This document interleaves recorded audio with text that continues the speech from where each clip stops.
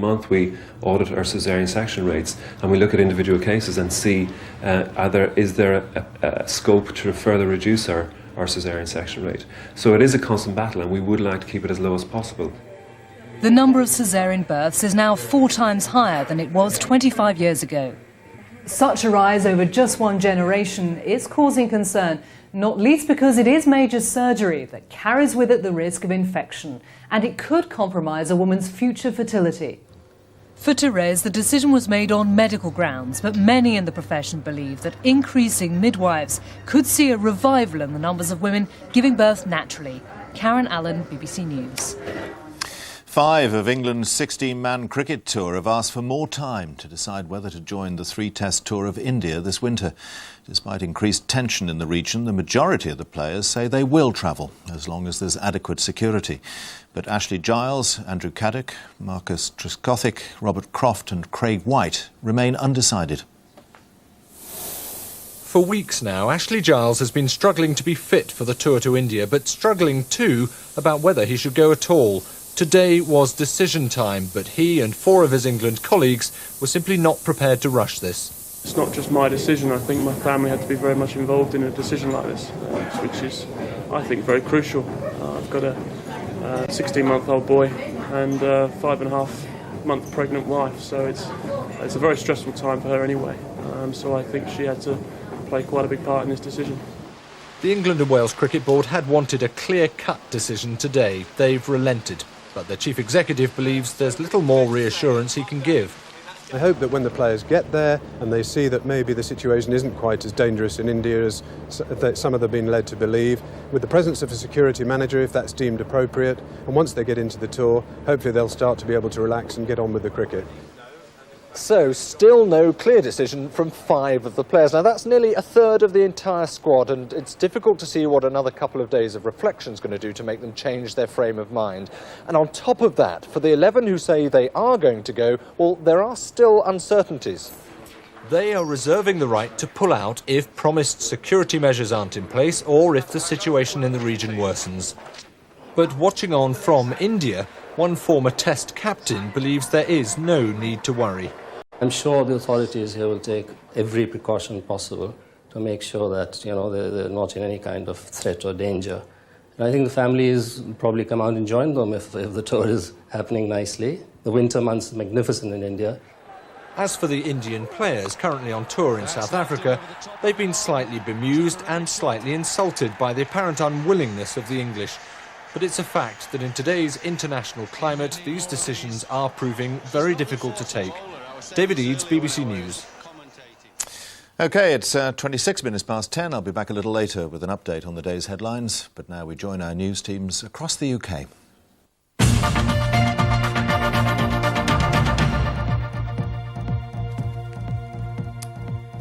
Good evening, I'm Martin Henfield.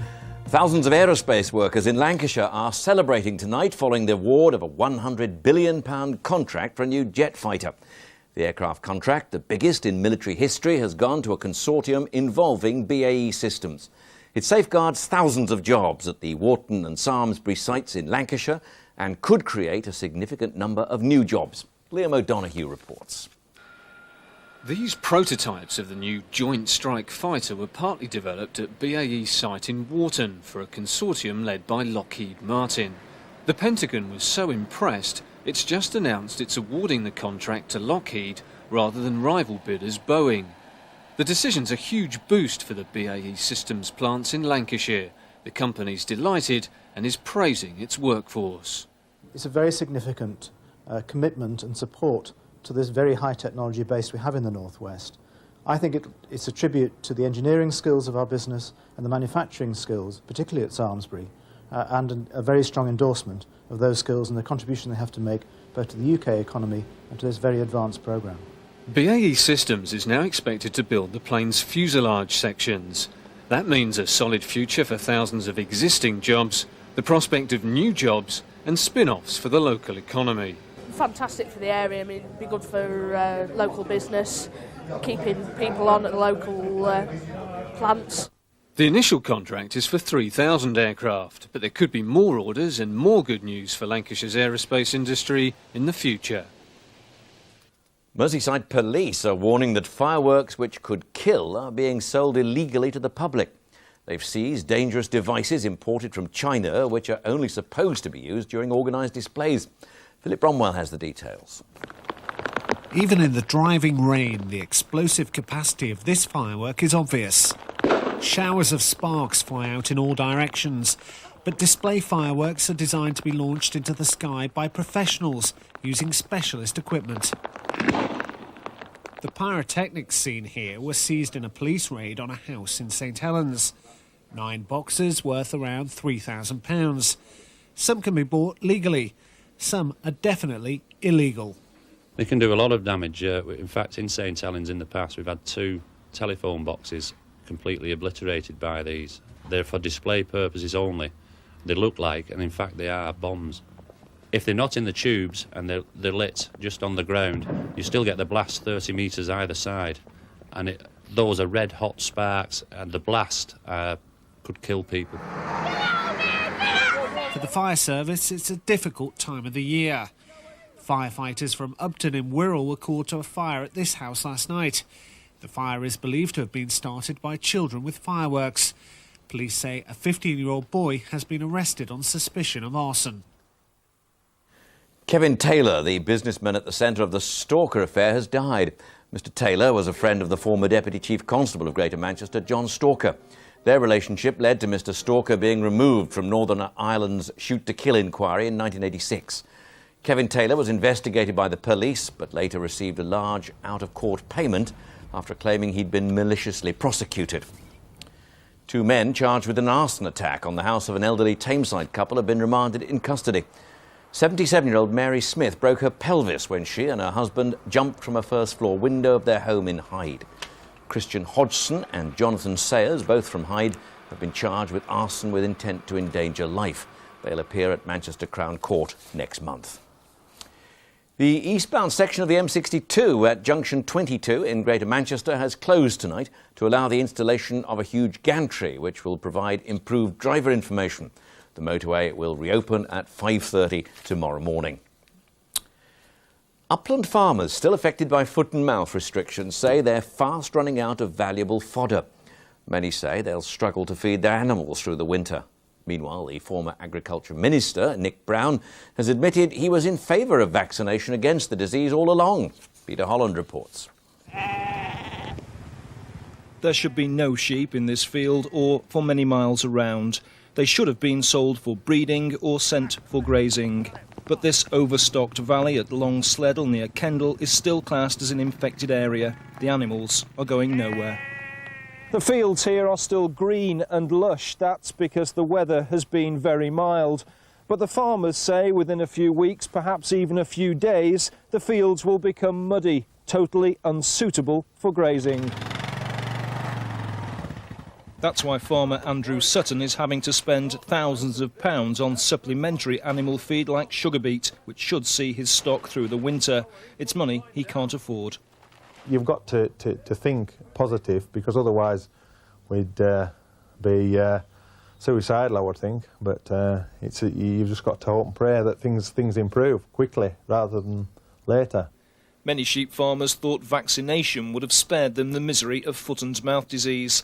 The former Agriculture Secretary Nick Brown has now admitted publicly he too was in favour. I think there was a good case for vaccination, and I explored it very, very thoroughly indeed with the government's professional advisors. The key difficulty was that there was no guarantee that consumers would buy the milk from vaccinated dairy animals or eat the meat. Farmers argue vaccination was never given a chance, and they're now paying the price. Now the weekend weather, the rain's dying away. It'll be a dry night, I'm told, lowest temperature 8. Tomorrow will be bright with sunny spells, but some showers possibly on the coast. Top temperature 14 tomorrow. Sunday will be fine, dry and sunny. Don't forget on Saturday night to put the clocks back 1 hour longer in bed. That's it from us. Good night, have a good weekend, and it's back to Michael Burke in London. Good night.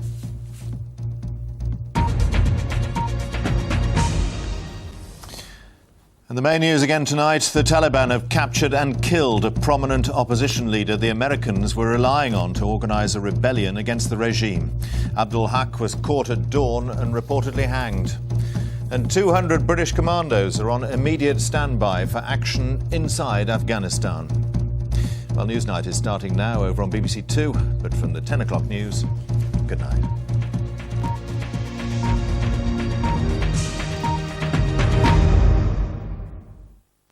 You wouldn't smell it, you couldn't see it, you wouldn't know anything had happened. But how real is the terrorist threat from biological weapons? It's not difficult for committed and knowledgeable people. Panorama, Sunday at 10:15 on BBC One.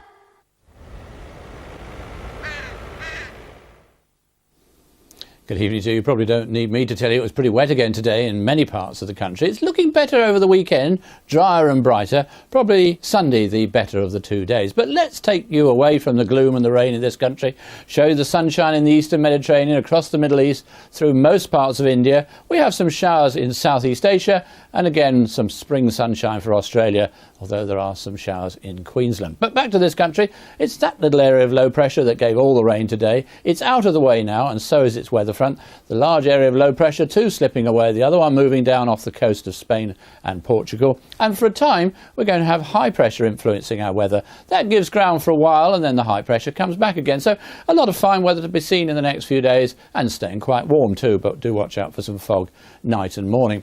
Now there's all the rain we had today, particularly heavy pulse that worked its way across central and eastern areas of England. It's cleared away from even the far southeast now, left a little bit of a veil of cloud behind, and also left some showers in that northwestern corner.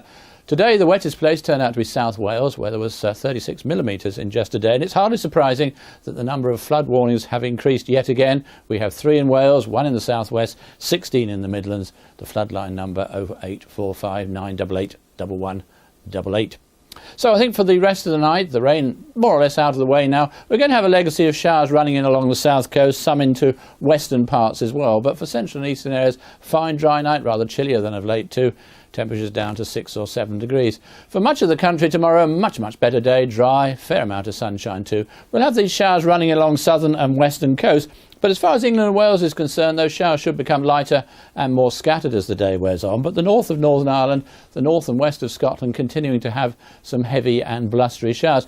Also, that weather front that's moved away at the moment is never going to be very far away, just lurking across the channel, moving northwards again late on tomorrow, bringing some outbreaks of patchy rain back into southernmost counties of both England and Wales. Temperatures not bad, with the lighter winds and the sunshine, feeling fairly warm again, 16 or 17 in the south, but on the cool side though in that northwestern corner. On Sunday, after some early morning fog, most places I think will be dry and bright with a fair amount of sunshine, that rain moving away from southernmost counties, a few showers still in the north, wind and rain coming into the northwest, but Monday another fine day. Have a lovely weekend. Wanted, mature couple for flat share. Naughty Saturday girl lenders enough to make any man's dough rise. Well, not mine! Must be clean and tidy. If you smell anything untoward, don't worry. It's just me vanilla surprise. It tends to drip when on. Get on well with the neighbours. It's coming! Feel between my legs! And be available to move to BBC One on Friday night at 9:30. Gimme, Gimme, Gimme, a brand new series starts next Friday. This week on Parkinson, the man who created TV's favourite nasty, Larry Hagman, the ever-glamorous, ever-intriguing Cher, and the incredibly talented and hattered Stephen Fry. Join us at 10:10, BBC One. Here, who are you looking at? Hey, what's your game? The boys, the girls, the lads, the lasses, your gang, your mob, your crew, your posse, your firm, your pals, your chums, your mates. Whatever you call them, grab them. Friends Like These is back tomorrow at 6:30 on BBC One. A double bill of Joe Brand now on BBC One, turning the advertising world on its head for another commercial breakdown.